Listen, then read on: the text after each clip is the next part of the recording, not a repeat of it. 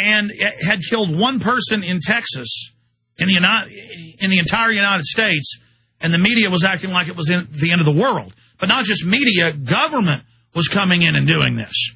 And then months before, they'd been preparing mass graves and getting counties and cities ready to fight the American people and to secure and armor the police and fire facilities for revolution. So I guess the social engineers knew that the American people were going to be rebelling and resisting the banking takeover, the depression, the recession, the tyranny, the corruption, the looting. And I guess they're going to use flu, whether it is deadly or not, as a cover story to put troops on the streets and lock down America. Because that's where all of this is going. That's what's happening with all of this in the final equation.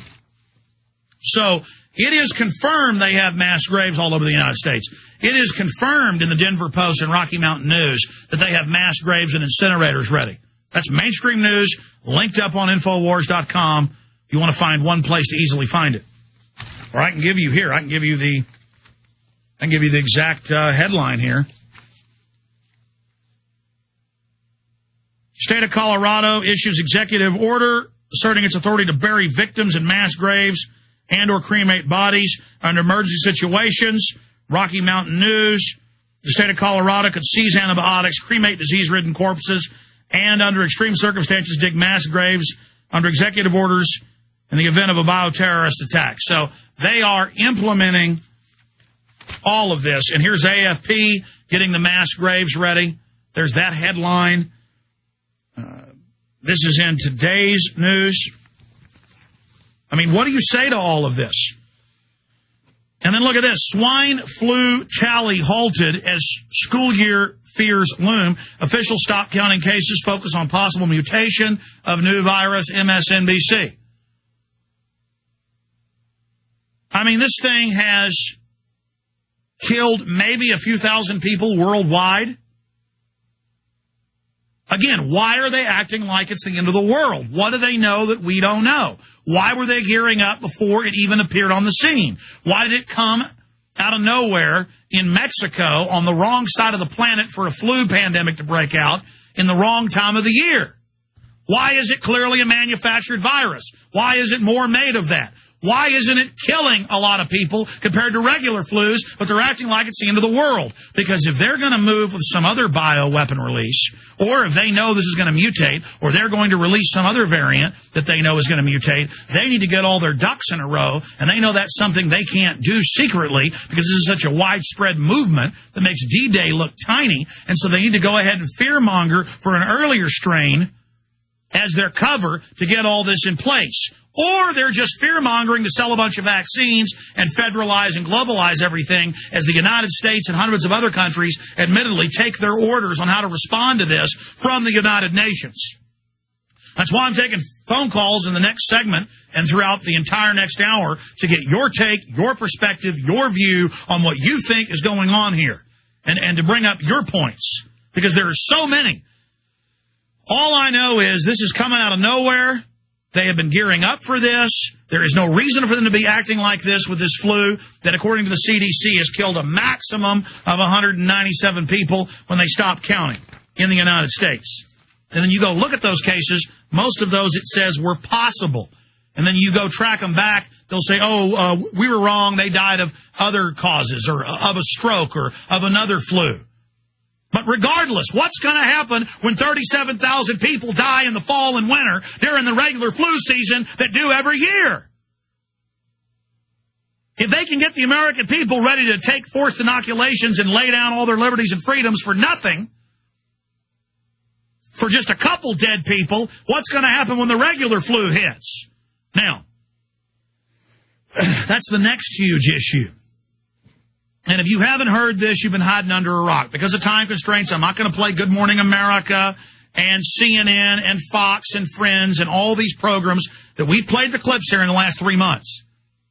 You can just Google Country preparing for martial law, Fox News for flu. And you'll get Fox News. Or you can type in Good Morning America, forced inoculations. It's all over the news with the head of the CDC and the head of the World Health Organization saying forced inoculations, and they've gotten ready 195 million doses, and that they're going to force all school children to take it. There's no law your kids have got to take Gardasil or flu shots or anything else. They're trying to set the precedent under color of law to order people to take it. And under the Model States Health Emergency Powers Act of 2002, 2003, they tried to get 14 million first responders, nurses, doctors, firemen, police, city workers, county workers to take the smallpox shot, and they wouldn't do it. So they went ahead and just had local drills with them where they don't have to take it, but they drill to force us to take it. And that's the next big issue. Not just, is this a staged bioweapon? We know it was manufactured. Why are they hyping it when it hadn't killed hardly anybody? That's another issue. Why are they getting mass graves ready? Why were they gearing up for this beforehand? Why was Baxter Pharmaceutical filing patent for the exact same swine flu vaccine an entire year before outbreak? There's that headline. The same company, Baxter, that in 18 countries mixed live, weaponized bird flu that kills over 90% of people that come in contact with it with vaccines to be shipped out worldwide. Pull that up for people on screen. Then they had a trial with other pharma companies, the police won't say, in Poland, gave a bunch of homeless people a flu shot and it killed them, but they admit it was a bird flu trial. Now, the scientists we've had on think it was other big flu companies, not even Baxter. The police won't say. They just said a secret program with biotech and vaccine companies that killed a bunch of people. Tamiflu developer. Swine flu could have come from Bioexperiment Lab. There is ABC News for you. Put up the headline by the London Telegraph of all the homeless dying after they took the experimental bird flu shot. These bastards mixed up. Look. Here's the bigger issue.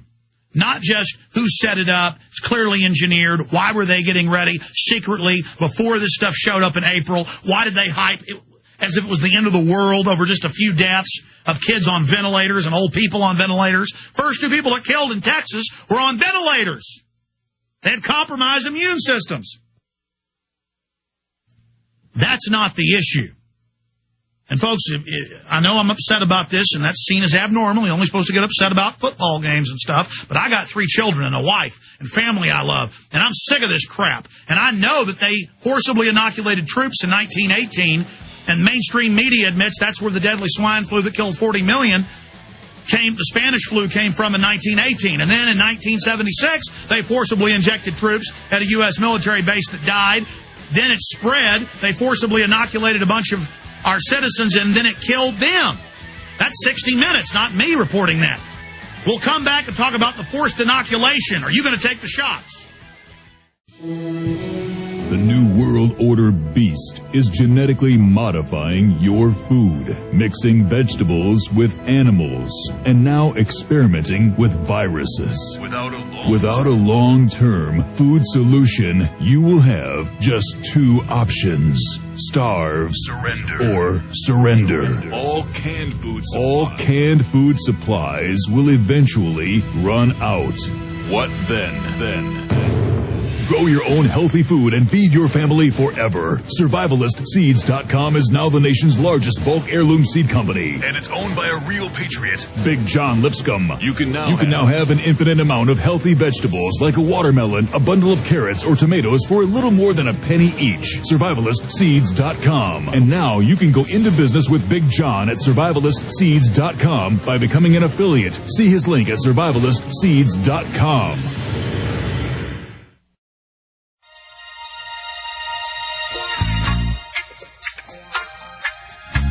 Okay, look, I'm going to go to your phone calls. It's just, I'm very angry. I'm not even a rocket scientist, and I can see secret government documents and mass graves and preparations to harden government buildings against the citizens and to train for gun confiscation, all confirmed. And I can see government using this flu as a cover story to pass their hate crimes legislation to restrict the First Amendment openly. Bills to federalize all water above and below ground, all land in the U.S. Bills to hand over all control of our industries, jobs, houses under the carbon tax. All of this stuff, they're trying to pass it coming up. during the fall and winter. And this is the takeover. And even if the flu doesn't kill a bunch of people, which I hope it doesn't, even if it's just a big hoax they're launching, still, it's all premeditated. And it's sick. This is the cover so they can pass the banking takeover of the Federal Reserve, the water bill, all these anti-gun bills, the hate bills, the climate bill. This is the stage crisis. Look at the history of these people running our society. Look at the chemical and biological testing killing our own troops and foster children and black men with syphilis. Think about what you know. And then go do research and it's 1,000 times worse. Think about how they're now on the news saying they're going to forcibly inoculate every American. And they're going to start all over the country, 12,000 U.S. children to be swine flu vaccine guinea pigs. That's the Daily Oklahoman. Here's one out of MSNBC. U.S. buys 195 million doses of swine flu vaccine.